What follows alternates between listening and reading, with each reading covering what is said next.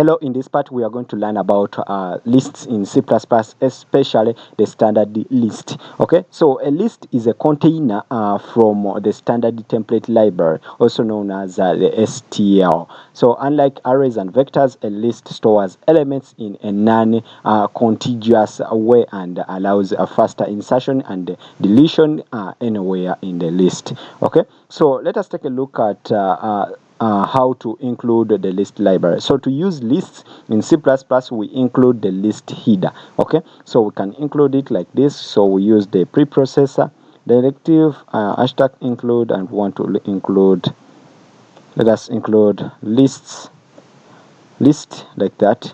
So do we have it? Let's wait. As you can see, we have it right in our program. Okay, so the list library provides all the list functionality. Okay, so a std colon list, which is this one, std list. This one is implemented as a double linked list. Okay, so this means each element knows the element before it and after it. Okay, so because of this, insertion and removing elements is very efficient. Okay, so I repeat, so the std list is implemented as a double linked list. Okay, you will see that in future parts. Okay, when we talk about advanced, when we start talking about advanced C++. So this means each element knows the element before it and after it.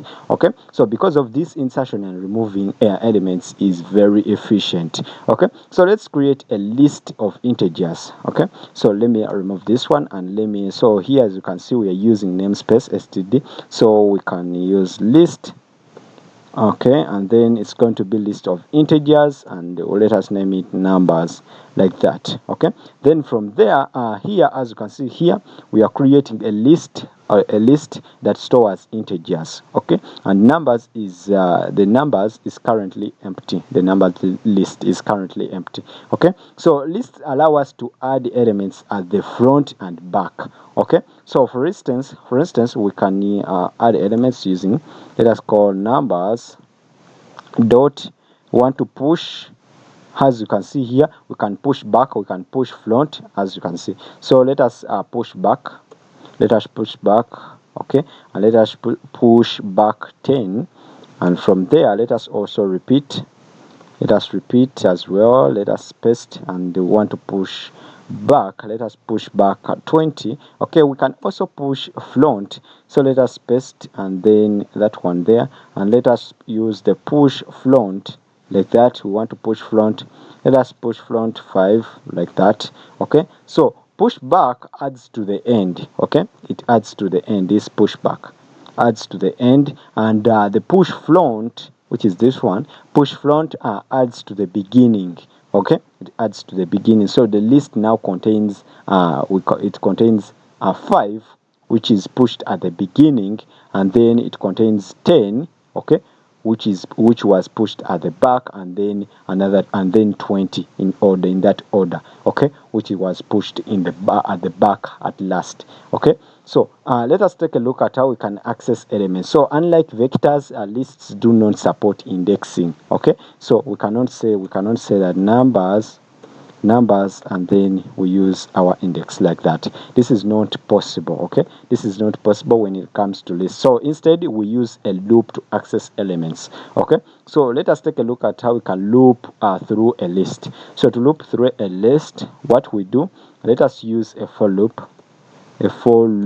Okay, so here we're going to have size int, then our integers. So we are going to use a for loop, a for each loop instead of a for loop. So let me delete this one. Okay, so we are going to use for then inside for integer, for an int called num in numbers. In our numbers, what are we going to do? We are going to output each number. Okay, want to output our number. Okay, and then let us break the line, or we can just use colon, then we add a space, then a comma, like that.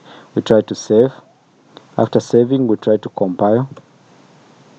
After compiling, let us try to run. As you can see, we get 10, we get 5, 10, and 20. Okay, as you can see. So here, this is what happens. This is what happened. Okay, so we pushed 10 at the back. Okay, at the back first, and then we pushed another 20. We pushed a 20 at the back again. So we pushed 10 at the back and then 20 at the back of 10. Okay, then from there we pushed 5 in front. Okay, in front, as you can see, 5 is in front. Okay, and if we push another, we get numbers dot push front. We are going to push, let us push 4. Okay, and if we push 4 in front, we are going, this 4 is going to go now in front of 5. Okay, like that. So if we try to save and we try to compile, after compiling, let us try to run. As you can see, 4 is now in front. So this is a range-based for loop that we are using right here.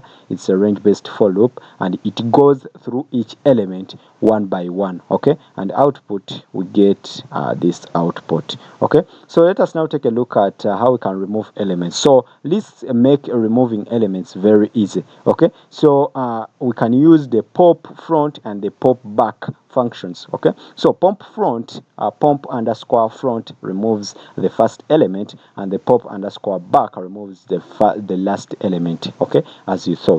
So we can also remove a specific value, okay, using the remove function. So let us try out all of them.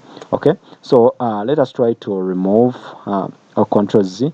Let us remain with our loop there, but before we loop through, let us try to remove. Okay, so right here you have seen that in the previous run we had 4, 5, 10, and 20. Okay, so let us use the pop front. Okay, so we can use the pop numbers dot pop front. So this one is going to remove our 4, like that. It's going to remove our 4. So this is a function. Let us try to save. If we save and then we run our program, after running we try to compile. As you can see, 4 has been removed. Okay, so let us use the pop back.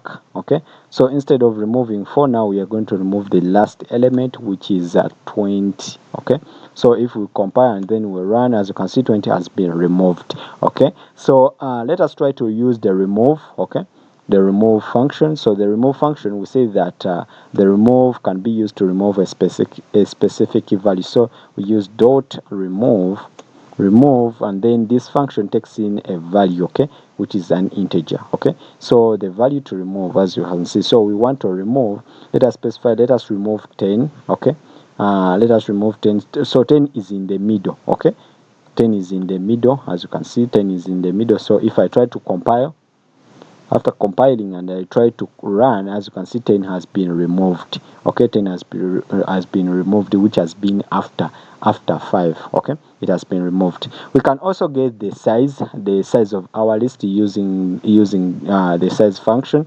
So we can output cout, and then let us output numbers dot size. Okay, so this function is going to return the size of our list. Okay, so from there, let us try to format so that we don't mix it with our in our loop with our values. So we use the end error, we try to save. After saving, we try to compile. After compiling, we try to run. As you can see, we get 4. Okay, so we have 4 elements and they are 4, as you can see. Okay, so the size returns the number of elements in the list. Okay, so when should we use lists? Okay, so you should use a list when you frequently insert or delete elements. Okay, and also when you don't need access, you don't need direct access by index. Okay, so and as well, you can use a list when you can use a list when you want performance. Okay, so here if you want you can use a list when performance of insertions is important. Okay, so Yeah, that's it. So in summary, the standard list is a doubly linked list in C++, and it allows fast insertion and deletion, but does not support indexing. Okay, and as well, lists are powerful when used in the right situations. Okay, so if you enjoyed this part, subscribe, and I'll see you in the next part. Okay, so thank you.